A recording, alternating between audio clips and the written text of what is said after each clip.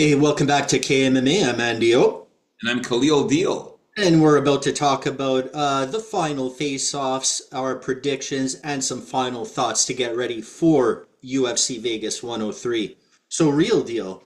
What are your thoughts on this opening fight here, Danny Barlow against Sam Patterson? Yeah, man. We're gonna get right into it, man. Unfortunately, as we talked about in the last video, we lost a couple of fights. I don't understand why the UFC doesn't like book like 15, 16 fighters. And if you lose two or three, hey, you still got, 13 or 14 or 12. And they used to do that, I think, towards the end of the COVID, and that was still going on. They just made a bunch of fights. And I remember them even canceling like three, four fights and ending up with 12 fights. Yeah, exactly. They gotta do that, man. This is actually absolutely horrible. We're down to 10 fights here, but hey, we gotta make do with it. So yeah, first fight, Danny Barlow against Sam Patterson, man. So yeah, Sam Patterson coming out in the weigh-ins was skinny as fuck, man. It was really, really bad. You can see his rib there in this picture. By the way, Andy, very nice photos, man. Good photos you took, man. So yeah, Sam Patterson, really skinny, man. Not looking too muscular or built at all. He is ripped, of course, because he's skinny as fuck. Danny Barlow looking way better. You can see here he's much thicker. He's got a little bit more muscles.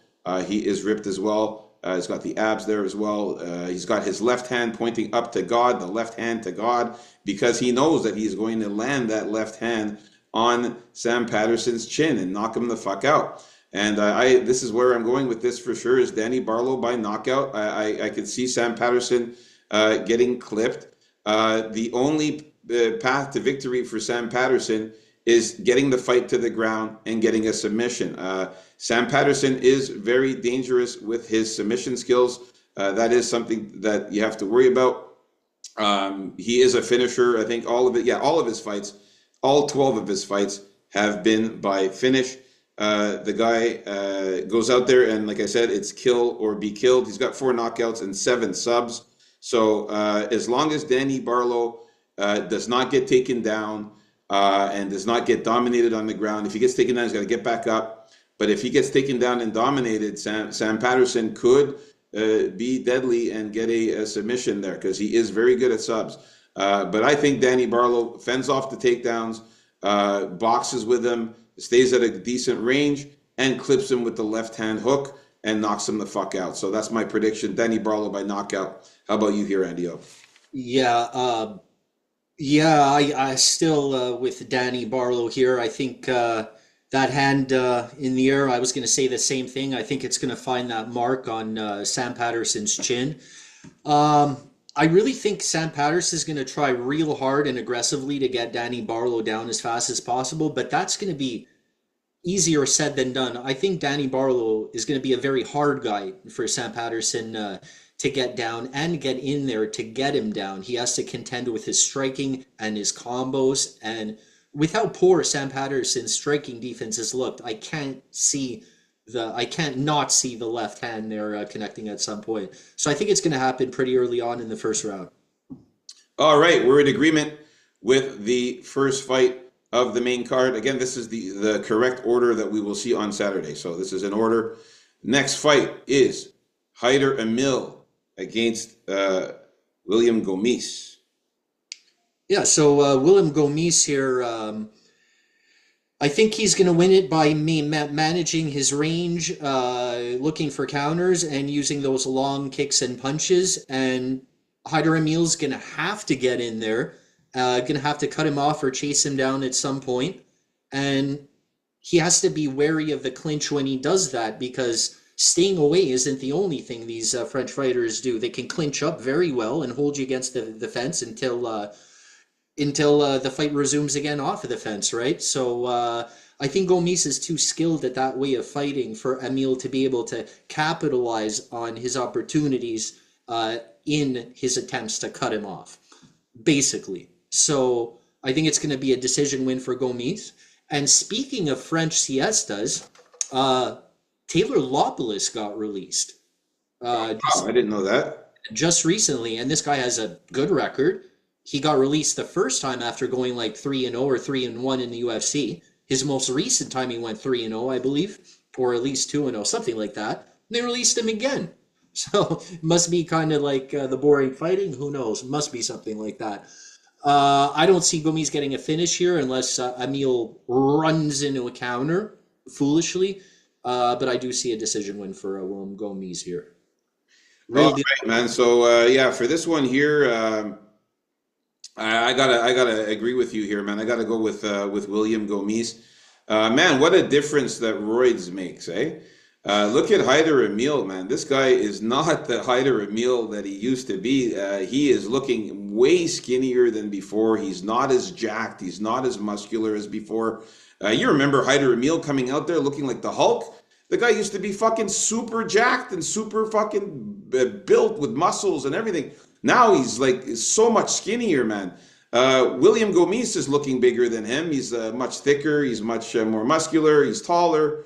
And he's actually towering over him. I think by they're saying it's 5'9" to 6 foot. It's more like I think it's a 4 inch height advantage, but they're saying it's a 3 inch height advantage. I think it's more like 4 inches. And the reach advantage for Gomis too is going to be 3 inches as well in reach advantage. So I really like what I'm seeing here by William Gomis. It further gives me confidence in picking him to win this fight, especially that Hyder is no longer on the juice.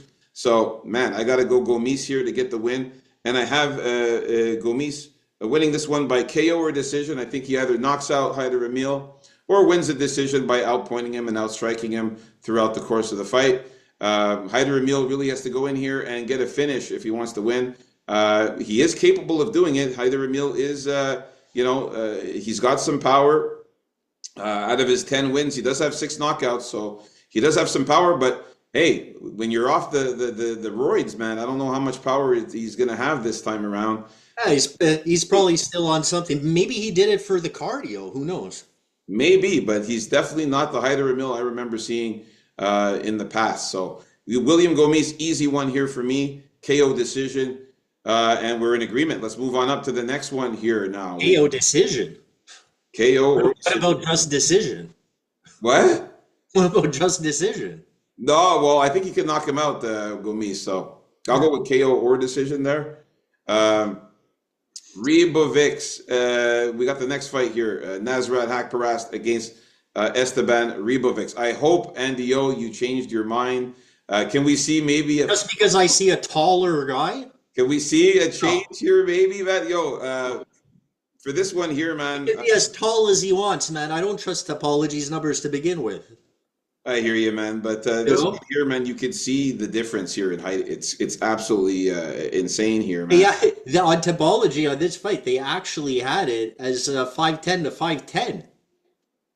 That's crazy. That's nuts. That is absolutely. Yeah, these guys are equal.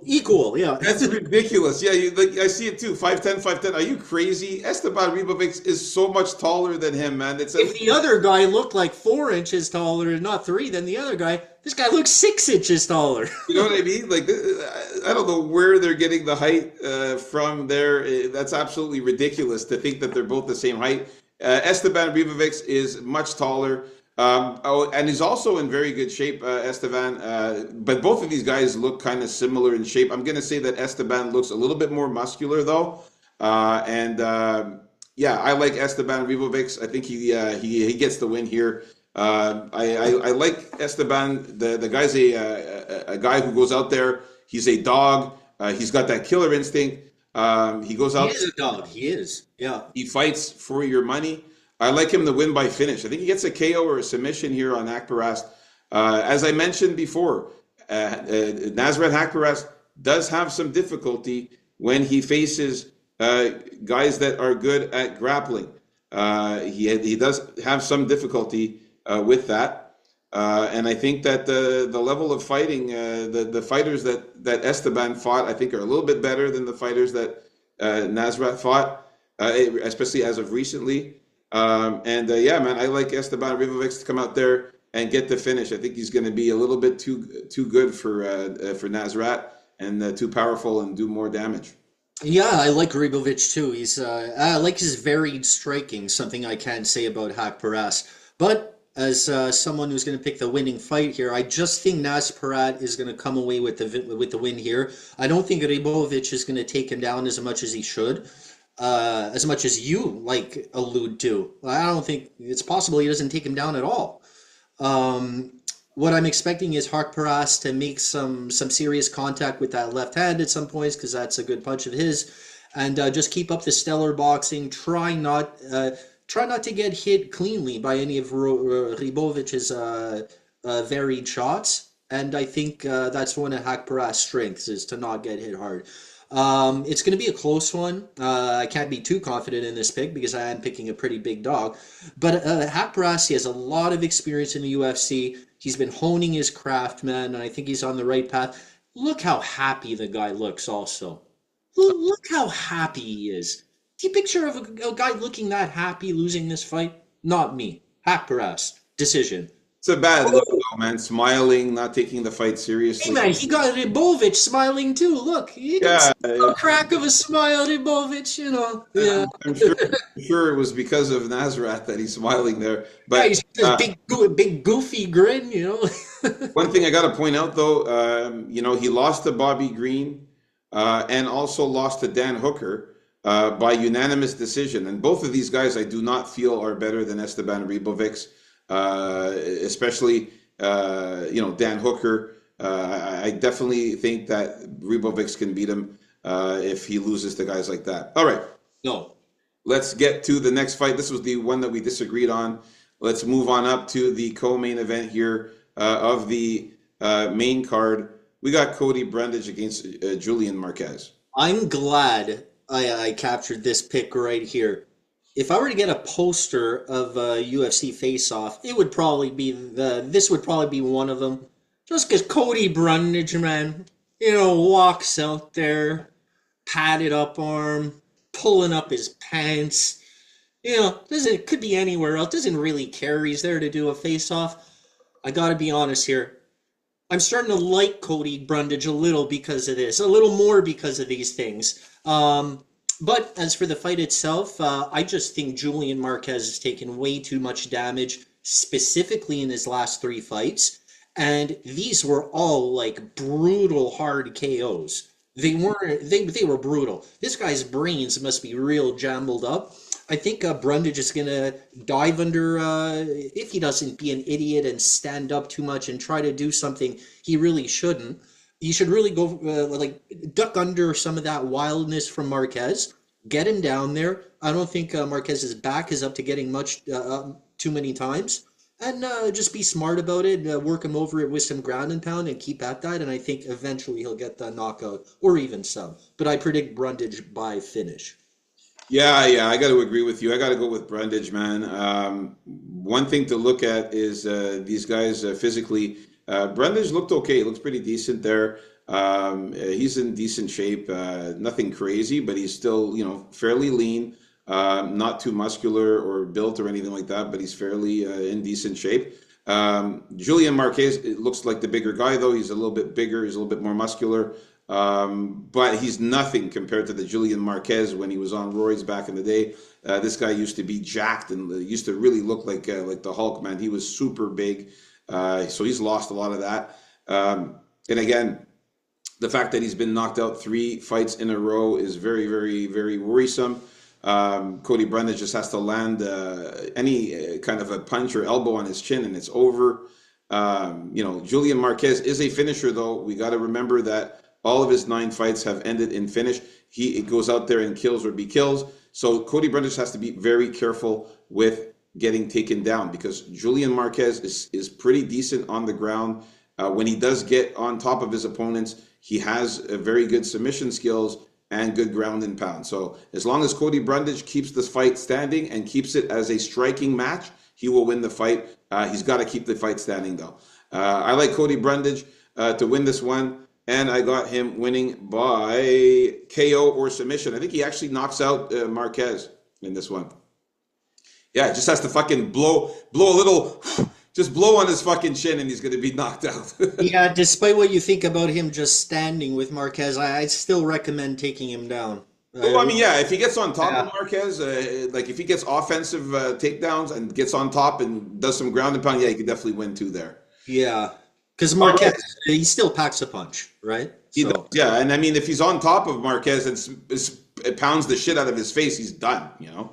oh yeah. All right, so we're in agreement with this fight. So we made it to the main event here of the evening. We got Manel Kape against Asu Almabayev. I gotta say, Asu Almabayev is shredded to the gills. Uh, he's in absolute phenomenal shape. Uh, and Manel Kape looks good too. He's also in very good shape. He's muscular. He's pretty ripped as well. He was doing some weird quivering and breathing, and when he was up there. Yeah, yeah, I saw that. Noticed it, Yeah, yeah. yeah, that was kind of weird, but yeah, Asu Almabayev, great shape. Both of these guys in great shape. This is going to be a banger of a fight. It's going to be a really, really good fight. I'm still leaning on Manel Kape to get the win here. I like him winning by KO or decision. I don't think that he's going to be able to submit Asu. Asu's too good on the ground for that. Asu's a good submission guy. He's got good jiu-jitsu, so I don't think Kape will be able to do that. But I do think Kape can keep the fight standing. He is a little bit taller, and I think that if he keeps the fight standing and keeps a distance, stuffs some takedowns, and lands some very hard punches, you know, some elbows, some flying knees, even, you know, spinning kicks. Manel Kape's very athletic. He's very unpredictable and unorthodox sometimes. So I hope to see him out there, very healthy, throwing some kicks and punches and getting the win by knockout or decision. How about you, Andy? Yeah, if he wants to waste time in there sometimes, as he does, like maybe do it at try to time those better. His when he gets into action. I don't know. I'm just trying to find something to work on for Kate because I really feel, man, in his groove that he's on, he should win this fight. You should win this fight, no problem. But the thing is, can he? Like, can he can he maintain that consistency? Because throughout the course of his career, he hasn't. Like just as recently as that fight against Makayev, even though you make excuses for him with his broken toe or whatnot, it was still not a very good performance. But like the way he looked last time and the way he looked against a couple other guys in the past, like against Bruno Silva last time, just insanity with the reflex and the timing and all that. So that's what I want to see out of Manel Kape here. If he's close to that, he should be able to win this fight. Just try not to get taken down and yeah, try to be sound defensively. But it's hard to offer Kape any advice considering I don't know. I wouldn't really fight like that, you know, with his mannerisms and kind of like with the time wasting. Either way, yeah, give me Manel Kape, MMA math in a way because I predict we're going to see him uh, just as good as last time. All right, there you have it, folks. Our final thoughts, predictions, and face-offs for the main card. Like and subscribe. Stay tuned. Coming up next is our official bets. Unfortunately, we lost some fighters, so there's going to be a little bit less bets. But hey, we'll make do what we got. Let's get it.